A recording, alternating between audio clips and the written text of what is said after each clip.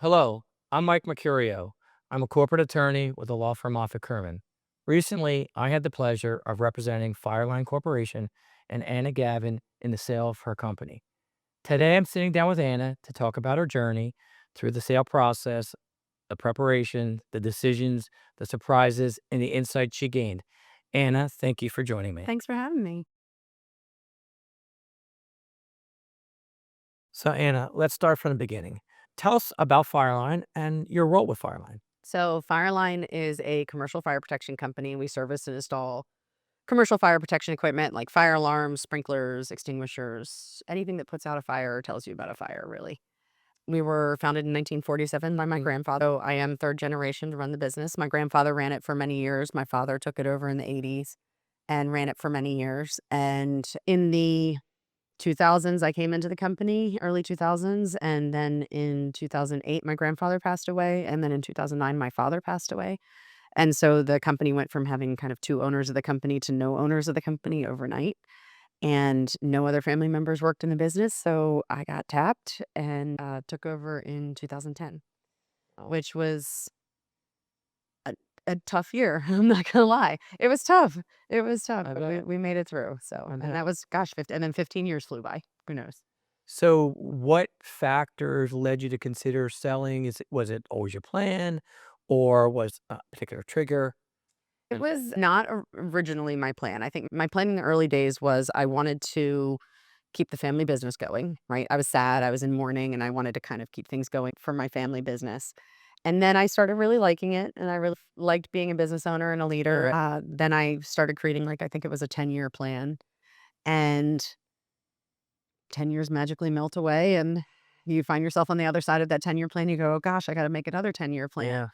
And I think right around then is when COVID was hitting, and those were a rough couple of years for business owners. And for me, it was a combination of factors. It was the tough years following COVID. They were tough for business owners. They took a lot out of us. My industry was changing. Mhm. The industry I kind of took over in 2010 was very different from what I was doing in 2020. It was consolidating, and I was Mhm. getting a lot of calls and a lot of interest. And so you have that kind of going on in the back of your head. And I really started to realize that I needed help, and I knew that I took the company to a certain direction. I'm very proud of how far I got it. I got it to here, and I needed someone else to get it to there. And so it was time. And it just, I think all those things kind of added together, and I knew it was time, and I'm happy with what we did. And I think my grandfather and Mm. father would be happy. And I'd rather hand it off in good hands, like I've said throughout. I think most of the deal, I think I said I want to make sure I land the plane right. I want to really make sure Yeah. we truly land the plane well, and I feel like we did that. It's always pretty awesome when you see your personal timing marry up with Yeah, the market timing, yeah, internal timing, external timing. It doesn't always happen. yeah. It seemed like it went well for you. I said I need my heart and my head to be both in it, and so I knew I was ready. And then at the same time, I think the market, I knew I wasn't going to get another chance like that. It's starting to now taper off, and so it was like kind of a now or never Yeah. moment, and I knew it was the right time. It's meant to be. So once you made that, critical decision, I'm selling, what were your initial steps, either both professionally and personally, to kind of get this ball rolling? I almost didn't wanna voice it out loud. And so I internalized it for a good year, right? And then, once I kind of started to voice it out loud, then I realized, and that was purely just to, like, my husband. I realized I needed to learn more about the process. So I spent most of 2023 subtly asking questions, going to panel speakers, listening in on seminars, trying to understand what the process needed to be. I think I learned a lot by listening to people. I think from there, then I also had to start realizing, okay, now I need to talk to my advisors and really start getting my ducks in a row. It took a year for me of just learning what the process was going to be. I didn't want to knee jerk react. It was you actually at a panel. One time you said something like, the sale process doesn't start 3 months before you sell, it starts 3 years before you sell. I don't think I had the patience for 3 years, but I knew I could probably do it in a year. And so I wanted to make sure I did that. I started preparing early on. So you referenced or alluded to, at least, to your advisory team. How did you go about doing assembling that team, and what did you look for in advisors? I mean, I'm kind of lucky. I had that team in place already. I had, we've known each other for 15 years now, which is crazy. I had a wealth advisor already in place. I had my kind of accounting team already in place. So it was more just a matter of like, assembling all the superheroes and putting them Mm. together, So as I think if you don't have good partnerships that you trust, then you should be changing those out throughout your career. You don't want to wait to put together the dream team at the nth I hour. think 'cause it's very intimate in a deal. How did you go about further vetting? I know you had teammates, but Yeah. not everybody's right for the right situation. So I think for me, when we talked a little bit in the early process where I wanted to make sure the pacing was on match with mine, right? I don't want to get tied up in the weeds. I just kind of want it done, Yeah. but in a beneficial way, but in a reasonable way, right? There are lawyers that I've talked to, friends of mine who have, and honestly, other sellers, they get lost in the weeds a little bit, and then they slow the deal down and they drag it out. Simple is better in my mind. Let's come to a reasonable agreement on things, and I knew that that's kind of the approach you've always had in your style. Yeah. Yeah, thank you. So kinda, drilling down a little bit on that item, what role, if you can point to something, did our counsel help you initially with the strategy and kinda setting the tone at the outset of the transaction? Well, first things first, we started setting up trusts, and that was something I wish I had started a couple years before. For anybody who's doing this, I would talk about trusts and that whole thing early on in the process because I wish I had had a couple of years before that went down because it felt like I was kind of trying to cram a lot of legal decisions all into one year. But we started setting up the trusts. I think early on in the process, you guys were reviewing the LOIs for me. And you were also educating me on what was gonna be coming down the road before it actually started happening. So, you started talking to me about what an EFRI org would look Yeah. like and that Yeah. sort of thing, and so I was getting some mental preparation before it was like, "Hey, we need to do this thing and it's gonna happen, like, tomorrow," right? Which is never good. Yeah, and I think in particular, I know for all clients, and for you in particular, but all clients, estate planning because this is a family decision, impacts your family, maybe generations, but also tax planning. And I Yeah. know we did a little of that, and you had enough time. Maybe you can comment on some of that planning. The tax planning piece was tying in the wealth advisor and my tax accounting firm, which was Clifton Larson. We had to really better understand my mother's estate, and because my mother and I were both owners of the company, and what that was gonna look like, and then how that was gonna affect my sibling. What kind of tax strategy did we wanna have? Did we wanna go aggressive? Did we wanna be more conservative? Did we Yeah. wanna be somewhere in the middle? And, it was a lot of back and forth on that. We did the deal in, Yeah. January, and so I've got until the end of this year to figure it all out. So I like to always say that you how you run your business is different than how you sell your business. Were there any cleanups or enhancements that you did? You kind of staged your business as and before you got into diligence? Yes, not as much as maybe I should have done. I think, that's why you say you don't start selling your business 3 months before because you don't have enough time and runway to be able to do what you need to do. I had some harder looks at personnel. I had some harder looks at profit. I'd kind of started about a year and a half before doing a little bit more of a leadership team focus on bottom line, because I realized we were leaving some things on the table. I was running the company because I wanted to keep it going. I was keeping the family legacy going. I was trying to make it a better business for my employees, but at the same time, it's still a business and it still needs to do well. And if you're going to make the decision to sell your business, you want to get the best you can for it. And you don't want to leave a bunch of clutter in there. And so I looked at a lot of costs, some costs that really were nice to haves, but not must haves that really kind of went out. I wish I had learned a little bit more, understood a little more about networking capital and some of these other nuances that come in when you do the sale process. But on the whole, it was a lot of looking at our costs, looking at what things are gonna not be necessary once we do a deal that, are just kind of fluff that you have when you're running your business in a bubble, but once it's part of a bigger organization, you're not gonna need all these little extra pieces, and so that's really where I spent a lot of my time. I could attest you run a nice clean business. And so when we got to diligence, and diligence is both financial, you alluded to, you spoke to financial, but then there's legal and operational. Did you feel prepared or was there something that hit you like, whoa? I was a little bit cocky going into diligence. I think I knew we were gonna have to go through this mega checklist of, like, Yeah. items, right? Like, you're going through endless lists of things, and I was like, "We scan everything." I had a finance person who was really buttoned up, so I knew we had a lot, and I was a little cocky going into it thinking it was gonna be, like, not a big deal, and I would just have to work my way through this big checklist, and I remember one of my investment bankers, Katie, sat me aside, she's like, "I need to prepare you. It's gonna be a lot," and I was like, "That's fine. It's gonna be fine." She's like, no, it's gonna be a lot. She was right, of course. It was more than I expected, and I think that what I wasn't prepared for was, m you think about all the financial stuff, but you don't think about, like, environmental, right? Like that, and I'm in an industry that works with chemicals, right? Yeah, right. That was a whole diligence and thing I Yeah. had to go through that we just didn't factor in.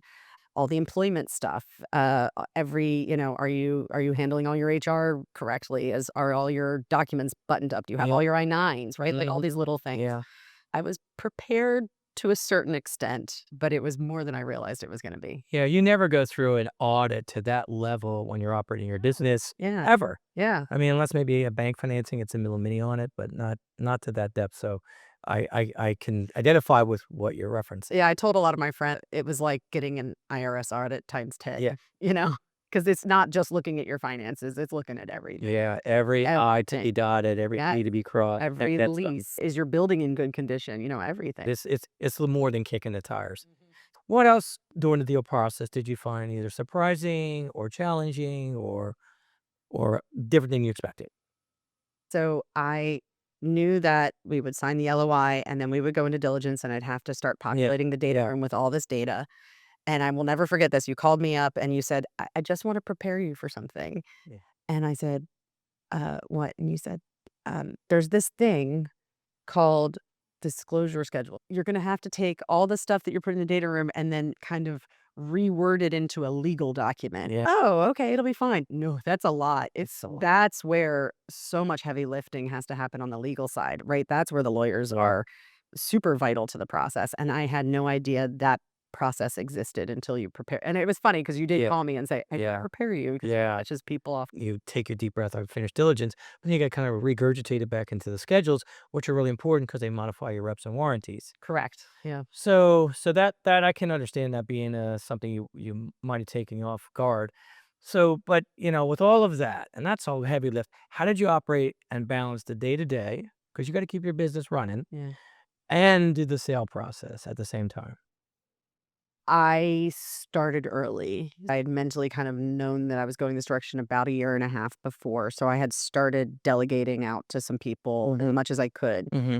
I heard, Marty O'Neill one time said, "You don't what is it?" He says, you work your business from 9 to 5, and you sell your business Yes. you sell your business from 5 to Yeah. midnight. That's true. And I was like, "I don't wanna be working from 5 to midnight." You end up doing it anyway, but at the time, I was like, "I need to get as much off my plate from the daytime hours to be able to focus on this in the daytime hours." And so I delegated a lot to some of my VPs and some other people, and there was this little calm before the storm, before we really went to market. It was actually getting quiet, and my days were not as busy and hectic because I had Hmm. delegated a lot, and then it really picked. Yeah. So to drill down a little bit, when you say delegate, you're delegating some of your CEO functions, so to speak, not the deal process functions, or Correct. maybe both. I don't know. I had direct reports that didn't really need to be direct reports to me. I was putting them under others and, trying to take some of that day-to-day weight off so I could focus on the deal. Can you comment on how your outside advisors, your financial, but of course your legal team, how did they support you during the process and then that final push through closing? I feel like Mm. we talked every day, That's true. all day. I mean, I actually went through withdrawal when the deal was over. I mean, the legal side, bless you guys for putting so much into legalese, but also reading a lot of contracts for me Yeah. and really translating it down into English. That was a really big part of it, right? Yeah. We're going to read the purchase agreement and really tell you what we Yeah. think is good for you, what's not Yeah. good for you, what's reasonable, what we're going to negotiate, reading the lease agreements, reading the LOI, reading everything, right? And so you guys did a really great job translating. And then I think my other partners, they're like a safe space for you to go to. I don't know all the things and all the nuances Yeah. of selling a business. And so I didn't want to admit to the greater group that I didn't Yeah. know what something was. So I could call you up and be like, what does this mean? Yeah. Yeah. And that's a nice thing to have is that network of people can look out just for you. And Yeah, that's right. Representing you as opposed to the deal, or yeah, obviously not the buyer, and they have their advisors. So I always think and like to say that there's usually one or maybe two critical points in every deal. Either things get really hairy and or you have doubts or whatever it is. Do you recall any critical moments or inflection points where like we got through this or whoa, this I'm not sure about this?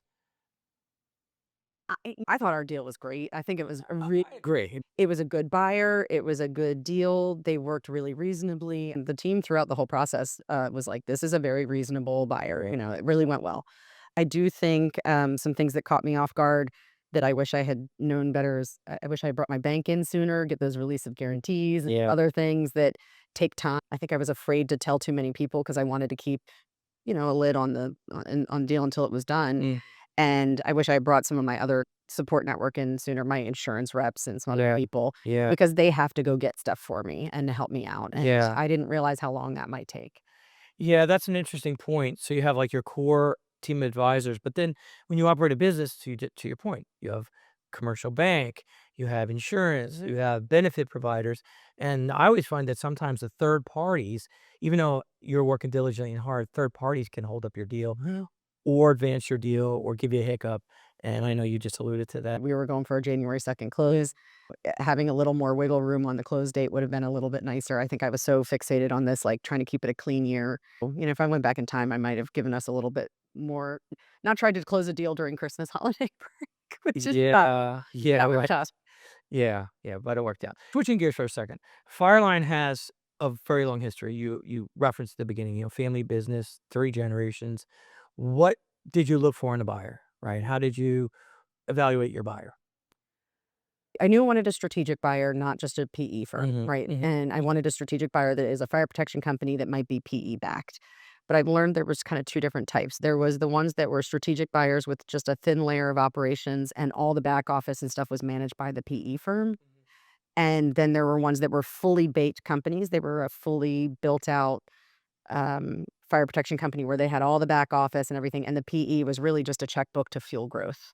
And I knew I kind of Mm, wanted more of the latter, right? I wanted somebody that was a real full company. They could operate on their own. The PE was just there to support the acquisition growth.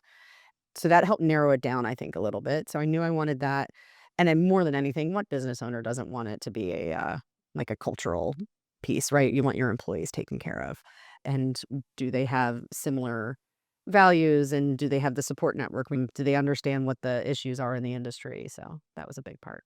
so now that the deal's done, how do you feel emotionally and professionally with this buyer, but also in your new chapter? I'm still it's like it's hard to reset a whole new lifestyle. I in terms of the buyer, I will say this, they could be absolutely full of it. You don't know until you're going through the process and everybody's saying all the things you want to hear. And I feel very blessed because they walk the walk, right? Yeah. They came in and they are what they say they were. It's been actually really humbling. I think they're a really wonderful company. I think they're going to do things even better than I could have ever done for my employees. And so that's great. I do feel really good about that. That was kind of the cherry on top. Like it was a great deal, went really well, but then really ultimately it was a good fit, I think, and that really made a big difference. I think now I've had a couple of days where I go to work and then I turn off at 5 o'clock and I don't think about work afterwards, and it's kind of nice, and kind of it feels a little bit of a weight. You don't realize how much you normalize stress as a business owner and this weight of carrying for me, it was 275 people's jobs on your shoulders. I carried that weight around all day, every day, and into my family life, even though I tried not to. I just feel lighter. Yep. I know you have children and a husband. How did you balance that with work and the pressures of doing this deal? Yeah, my husband's just amazing, so he really stepped up. We kind of sat down at the beginning of it and was like, "There's an end to this, we just gotta power through it, right? The only way out is through, and so we're just gonna have to accept that we're not gonna be on our normal routines," because it was a lot of late night working. He just stepped up. Also, it tends to be a slow season for him. He didn't have to travel as much. He tried to work his schedule around. My mother helped out a lot. It was tough. I will say after it was over, he said, "Do you need to work late again?" Because I was sitting at my computer, I think it was 10 o'clock at night. And he said, "Are you coming to bed or are you still working?" I just forgot I don't have to sit here all night long. I can just get up and go live my life. I gotten so into that routine of working late, but he really stepped. So you had to get rid of the muscle memory, right, of sitting at the desk. So how is integration going? How did it start day one? Did it start before the deal? Sometimes people say that buyers focus so much on the closing that closing plus 1 plus 14 days sometimes is a little bumpy. How's it been for you? Started gradual, really with a focus on integrating, just at least getting the information, the financial information over. We moved from there into org structure. I originally wanted to keep our software system because that was important to me, but we since have realized it makes so much more sense to be fully integrated with the Yeah. rest of the partnership is by having their software. So when we made that decision to switch their software, that kind of started triggering all these other changes that were going to have to happen, right? Like the payroll is going to have to change, and then the other things are going to have to change, the 401k, all the licenses and things like that. It was gradual at first, and now that we've made that decision to kind of move into their systems, it's just all hands on deck, and we're just going to power through, and it's going to be good. But we really kind of subscribe to the, like, I'd rather rip the Band-Aid off and get it all done now than do this, like, painfully long integration process. So kind of thinking about the deal now that's closed, do you have anything that you said, I wish I would have done this, I wish I would have known that? I would say definitely I would've done the trusts earlier. There's no reason to wait, just start it now. I wish I would've told, like, my bankers and those auxiliary Yeah. partnerships a little bit earlier, but outside that, no. Yeah. It was difficult. I think I put an unnecessary stress on myself by having that hard date. I would've maybe done that differently, but, no, I think it was good. Yeah, there's a stat that said 75% of business owners are unhappy after their deal closes. It's not Oh, because of the really? money, it's about other things, and it sounds like you don't fall into that category, which is wonderful. It's Which good. is wonderful, right? It's good. What advice, and maybe this is a little duplicative, but you're a woman, ran this big company, went through the sale process. Do you have any advice for others that need or want to sell their businesses, transition, especially women? I don't know if there's anything specific to, like, women outside of I think sometimes we carry some more heavy weight at home, and I'm very fortunate I have a Yeah. really balanced kind of Mm, work life, so I think it's a lot of, like, explaining your expectations of who's gonna do what at home is really big. I think my biggest advice, start your estate planning early, get your good partnerships. I worked with an investment banker, and that was a really good choice for me. I felt like we got a better value and deal, and also it just they helped shepherd me through the process even earlier than when I needed the legal counsel. Don't be afraid to spend money on the deal. The cost is worth it in the end, right? So I think some people hold back from calling their legal team and their yeah. accounting team because they're like, "Oh, I'm gonna have to be paying these hourly rates," and it is so worth it in the end to have that peace of mind. This is a very stressful process, and you guys know what you're doing when it comes to it. So just you're gonna be doing really well. At the end of it, I don't know how I would have done it without having all these advisors kind of surrounding me. Switching gears for us a moment, because I remember before we got on camera, we were talking about confidentiality, right? Because you're doing this in the veil of confidentiality, right? And you're maybe only almost feel duplicitous, right, with your employees, and maybe even deceptive. Tell us a little bit about the day of closing or when you announced to the employees. How did that go? How do you get engagement? What were the reactions? How do people feel? I lost so much sleep. I lost so much sleep over that. We closed January 2nd, which was a Thursday. So Friday was like a holding pattern day, and we knew Monday morning everybody was gonna come in. We weren't gonna be able to pull the whole company in together because my technicians are out in the field, and it just wasn't gonna happen that way. It was too many people. So we decided to bring the higher leadership team in, tell them first, and then do an all call on Teams and tell the entire company. And so the new owners flew in. They were with me side by side. It wasn't like they were just zooming in from a Teams call. I told the leadership team first. They were a little shocked. I had this whole speech prepared that I was going to do. It, like, fell into shambles because I was such a nervous wreck, as I think most business owners would be telling their employees. Then I had to do it all over again and tell all the employees, and you just fumble through it. I think what went well for us and what I think made a difference was telling leadership first and giving them an hour or 2 to digest the information was great because you knew as soon as I hung up that call with the broader team, they were gonna be the ones getting all the phone calls, right? People weren't gonna call me and ask me questions. They're gonna call their bosses, their managers. So we prepped all the managers first, gave them time to digest it and answered more questions and did more Q&A, which I think helped mitigate some of the after effects of the announcement. And then we purposely chose a Monday morning, so we are rolling right into Tuesday, and it's not like people have the weekend to, like, get themselves all worked up over it. And then we scheduled a meeting for about a week later where the whole company could come in and we could really just talk about it and have a town hall of sorts, and I think that made a big difference. Yeah, yeah, I can imagine the angst, you know, So much. of I was how so to tell a nervous. couple hundred people I was that. so nervous. So, I think that I referenced a little earlier stat that a lot of business owners are not happy after they sell their business. It's not so much about the money, but it's maybe about the preparation, and they don't think about day 2, 3 after closing, Mm. months after. Maybe you can comment for a second about, what preparation you did, if any, and, what your role is now and where you're heading. I think knowing yourself, so when you make this decision, it's not about just is this the right business decision? Is your heart in it? Is your head in it? Right. And if those two things are not aligned, it's not going to work. I think I had to get my heart there first, and then my head had to know it was a great business decision.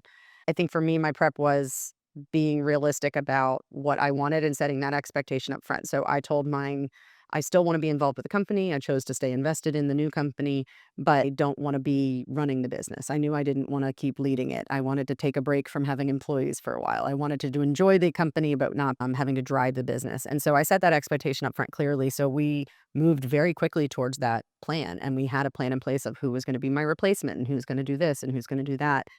And so it went more smoothly because I think I was very honest and upfront about what I wanted, and they were very clear about, "Okay, here's what we need from you. You have to Mhm. do this in order for us to get you that." And so I think that clear conversation up front, sometimes I think some business owners, they wanna stick around, but then they don't remember that they're not the boss anymore, and they don't get Mhm. to make the decisions, and then they have to do what the new company wants, and there's a lot of headbutting that happens. I was pretty open in the beginning to say, "You probably have a way that's maybe even better than what I would do. Let's give your way a shot first." Good for you for being definitive in that regard, because a Fireline family business, third generation family business, you spent a lot of years, maybe a lot of your adult life in this business. So now that you're in transitioning and you're maybe coming towards some sort of closure, chapter closing, what's next professionally, personally? Where are you heading? I have some work and projects I'm doing with the new company. Really like doing training, and I believe a lot in kind of soft skills education for leadership. I love that and stuff. So a little bit of that. I have a handful of organizations that I'm planning to work with right now. Some nonprofits that I've worked with and partnered with over the years. I'd like to do some more with them, give some more time. But to be honest, I'd like to have a couple of quiet months with my family. I kind of got robbed of my holiday season last year, and I like to have kind of a quiet fourth quarter to be with my family a little bit. Just a blessing in that I've made a network of a lot of people and I have a lot of opportunities being kind of thrown my way. I just need to sit down and figure out which ones are the ones I want to go pursue. Mm. Anna, thank you for sharing your story. It's always a pleasure to sit down with you. It's very inspirational, and I'm sure it'll be inspirational to others. You're very transparent, and the details that you've given us will be very helpful to business owners who are trying to go down a similar path and to attain the success you've obtained. It was a privilege to work with you, Thanks. serve as your legal counsel, Oh, and it's I look wonderful. very much forward to what you accomplish in the future. Thank you. Thank you. Appreciate it.